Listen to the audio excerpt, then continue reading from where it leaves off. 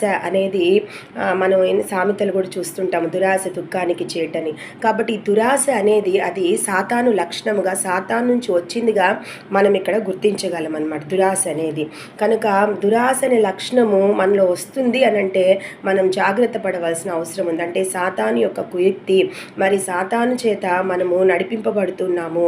దురాశ మనలో కలుగుతుందంటే అపవాది శక్తి యొక్క కంట్రోల్లో మనం వెళ్ళిపోయి ఉండాము అని తెలుసుకొని మనం చాలా జాగ్రత్త పడవలసిన అవసరం ఉంది. అలాగే చూసుకున్నప్పుడు నరహంతకుడు సత్యమున నిలిచిన వాడు కాడు. అంటే అపవాది దగ్గర ఏమాత్రము సత్యము లేదని దేవుడు ఇక్కడ చెప్తున్నాడు.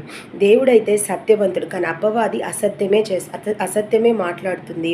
మరి నరహంతకుడు మరి దేవునికి విరుద్ధమైన క్రియలు, దేవునికి విరుద్ధమైన కార్యాలన్నీ కూడా సాతాను గుణలక్షణాలుగా మనం ఇక్కడ చూడగలము. అలాగే చూసుకున్నప్పుడు అబద్ధమునకు జనకుడునై ఉన్నాడు. అంటే ఏమాత్రం సత్యము లేదు, అబద్ధము చెప్పడానికే వేగిరపడతాడు అపవాది. కనుక అపవాది సంబంధకులు, మరి అపవాది కంట్రోల్లో, మరి దాని అధికారంలో, ఆధిపత్యంలోకి మన జీవితాలు వెళ్ళిపోయినప్పుడు ఇటువంటి లక్షణాలు మనం చూడగలం అన్నమాట.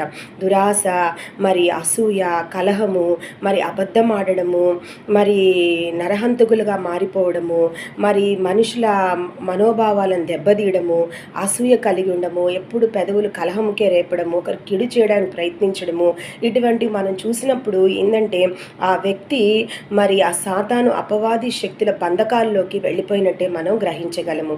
ఇంకా కొన్ని కార్యకలాపాలు సాతాను చూసినప్పుడు 2 కొరింథీయులకు రాసిన పత్రిక